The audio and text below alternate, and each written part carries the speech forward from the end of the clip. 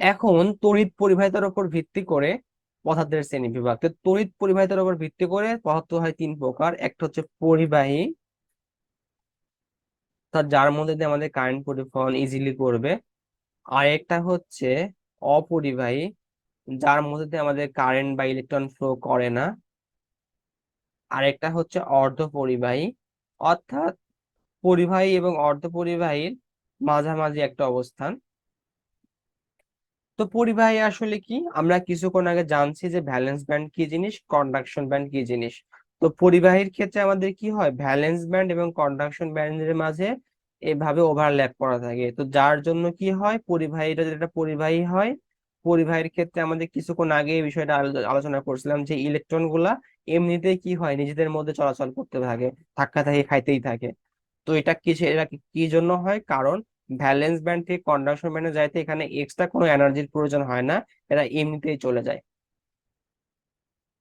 এরপরে আসি অপরিবাহী পদার্থ। অপরিবাহী পদার্থের মধ্যে কি হয়, ভ্যালেন্স ব্যান্ড এবং কন্ডাকশন ব্যান্ডের মধ্যে যাইতে 50 ইলেকট্রন ভোল্ট, মানে অনেক ভোল্টেজের প্রয়োজন হয়।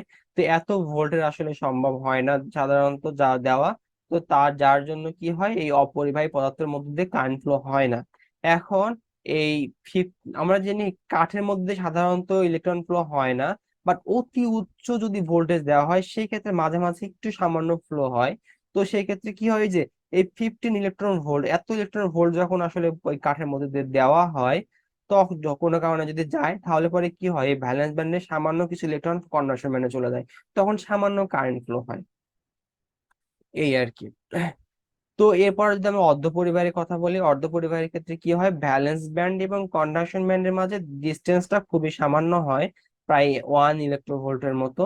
তো যার জন্য কি হয়, এখান থেকে আমরা যদি এই অর্ধপরিবাহী একটু তাপ দেই বা একটু তাপ দিলে পরে কি হয়ে যাবে, ভ্যালেন্স ব্যান্ড থেকে ইজিলি, বা এই 1 ইলেকট্রোভোল্ট যদি আমরা প্রয়োগ করতে পারি, তাহলে পরে কি হবে, ভ্যালেন্স ব্যান্ড থেকে আমাদের চলে যাবে কোথায়, কন্ডাকশন ব্যান্ডে। তো আশা করি এতটুকু ক্লিয়ার যে পদার্থ সাধারণত তিন ভাগে ভাগ করা হয়, পরিবাহী, অপরিবাহী এবং অর্ধপরিবাহী। পরিবাহীর ক্ষেত্রে কি হয়, ভ্যালেন্স ব্যান্ড এবং কন্ডাকশন ব্যান্ডের মধ্যে আমাদের ওভারল্যাপ করা থাকে। অপরিবাহীর ক্ষেত্রে আসলে কি থাকে, এটা বড় একটা গ্যাপ থাকে। আর অর্ধপরিবাহীর ক্ষেত্রে আমাদের গ্যাপটা সামান্য থাকে, যাতে অল্প ইলেকট্রন ভোল্ট প্রয়োগ করলে পরে আমাদের কি হয়ে যায়, ভ্যালেন্স ব্যান্ড বা শেষ কক্ষপথ ইলেকট্রনটা কোথায় চলে যায়, কন্ডাকশন ব্যান্ডে চলে যায়। তো এখানে একটা জিনিস, যে 1 ইলেকট্রো ভোল্ট আসলে ইকুয়াল টু কত ভোল্ট। ইলেকট্রো ভোল্ট মানে কি, আমরা কিছু আগে ইলেকট্রনের ভোল্টেজ কত জানি, ইলেকট্রনের চার্জ কত, 1.6 × 10⁻19। আর এখানে ভোল্ট, তাহলে 1 ইলেকট্রো ভোল্ট আসলে সমান কত, 1.6 × 10⁻19 ভোল্ট। এখন এখানে আমাদের লাগে কত, 1.5, এটা 15 ইলেকট্রন ভোল্ট, তাহলে এবার 15 ইলেকট্রন ভোল্ট ইকুয়াল টু কত ভোল্ট হবে, 15 ইন্টু মানে ইলেকট্রনের চার্জ কত, 1.6 × 10⁻19। এইটা আর কি, জাস্ট এই ইলেকট্রনের ভ্যালুটা এখানে বসাই দিলে পরে অত ভোল্ট হয়ে যাবে। তো আশা করি ক্লিয়ার। এখন আমরা কি বললাম, কন্ডাক্টর। তাহলে আমরা এতক্ষণ যে আলোচনা করলাম এখান থেকে যদি কন্ডাক্টর যদি বলি, তো কন্ডাক্টর আসলে কোনগুলা, কন্ডাক্টর আসলে ওইগুলা যার মধ্যে দিয়ে আমাদের ইলেকট্রন গুলা ফ্রিতে মুভ করবে। তো ইলেকট্রন গুলো কখন ফ্রিতে মুভ করবে, ইজিলি মুভ করবে, যখন আমাদের এই ভ্যালেন্স ব্যান্ড এবং কন্ডাকশন ব্যান্ড কি ওভারল্যাপ করা থাকে।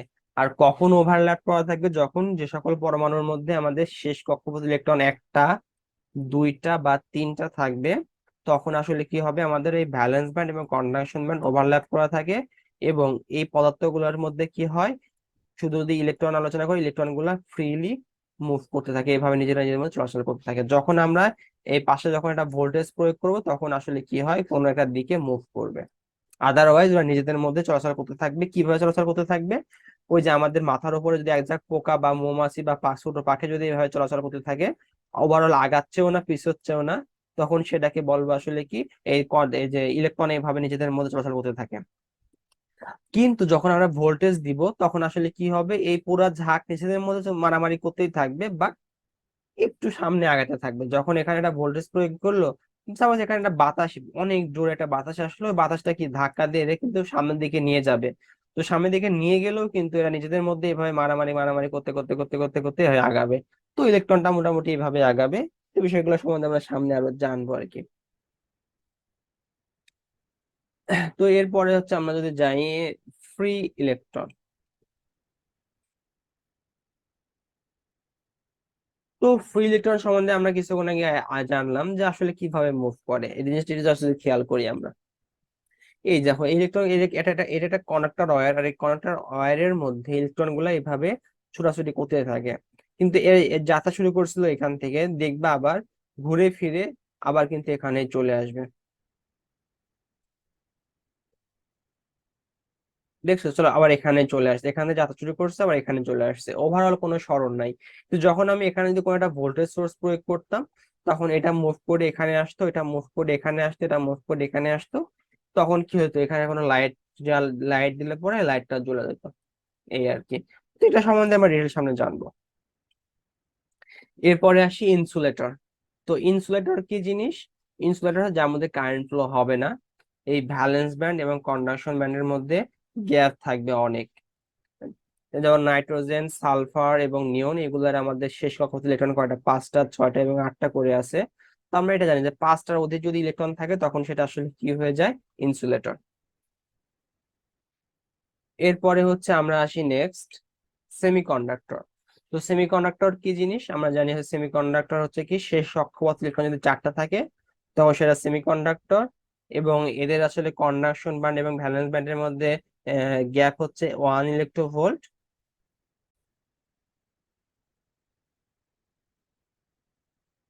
তো এখানে যদি আমরা খেয়াল করি, শেষ কক্ষপথ ইলেকট্রন কয়টা? 4টা। তো এটার ভ্যালেন্স ব্যান্ড থেকে কন্ডাকশন ব্যান্ডে যাইতে 1 ইলেকট্রোভোল্টের প্রয়োজন। অর্থাৎ 1 ইলেকট্রোভোল্ট দিলে পরে আমাদের সেমিকন্ডাক্টরের সব, আবার এখানে একটা জিনিস, সব সেমিকন্ডাক্টরের ক্ষেত্রে কিন্তু 1 ইলেকট্রোভোল্ট না, এক একটা সেমিকন্ডাক্টর পদার্থের জন্য এক এক রকম হবে। তো ধরলাম মোটামুটি 1 ইলেকট্রোভোল্টের কাছাকাছি একটি ভোল্ট দিলে পরে মোটামুটি সব ধরনের সেমিকন্ডাক্টরে কি ভ্যালেন্স ব্যান্ড থেকে ইলেকট্রনটা কোথায় চলে যায়? কন্ডাকশন ব্যান্ডে চলে যায়। তো তখন কি হয়, মূলত যেটা হয় সেটা হচ্ছে, এটা এমন এটা একটা পদার্থ। তো এর মধ্যে আমাদের যে ইলেকট্রন গুলোর সঙ্গেই থাকে, যখন আমাদের এই 1 ইলেকট্রোভোল্ট দেওয়া হয় তখন কিছু কিছু ফ্রি ইলেকট্রন এভাবে বের হয়। দেন ওই ফ্রি ইলেকট্রন গুলো যখন মুভ করে তখন আসলে কি হয়ে যায়? তখনই কারেন্ট ফ্লো হয়। তো সেমিকন্ডাক্টর নিয়ে আমরা এখানে খুব বেশি আলোচনা করব না, এইগুলা নিয়ে আমরা আলোচনা করব ডিটেল হচ্ছে ইয়েতে, ইলেকট্রনিক্সে। তো এখানে একটা জিনিস জাস্ট জেনে নেই, যে আমাদের কি জানি সেমিকন্ডাক্টর সাধারণত যেটা হয়, যেমন সিলিকনের এখানে 4টা হাত, এই সিলিকনের আবার এই 4টা হাতের সঙ্গে এভাবে এমন ভাবে থাকে যে পরে ইয়ে থাকে। এবং এদের বন্ধনটা আসলে কি বন্ধন? সমযোজী বন্ধন বা কোভ্যালেন্ট বন্ড। তো সমযোজী বন্ধনের আমরা কি জানি, সমযোজী বন্ধনের দুর্বল বন্ধন বা দুর্বল বন্ধন, এখানে অল্প একটু তাপ দিলে পরে কি হয়ে যায়?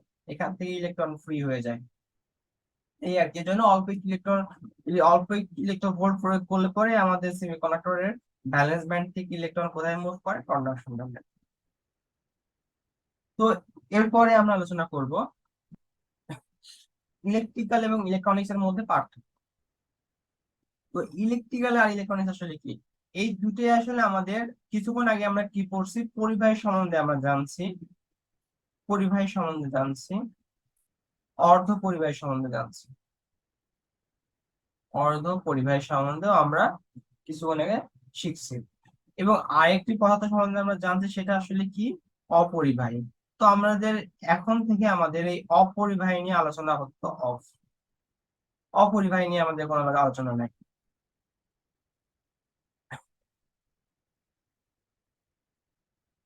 তো এখানে যেটা আমাদের এখন কি হয়েছে, কোন একটা পদার্থের মধ্যে আসলে কখন কারেন্ট ফ্লো হয়? ইলেকট্রন যদি ফ্লো হয়।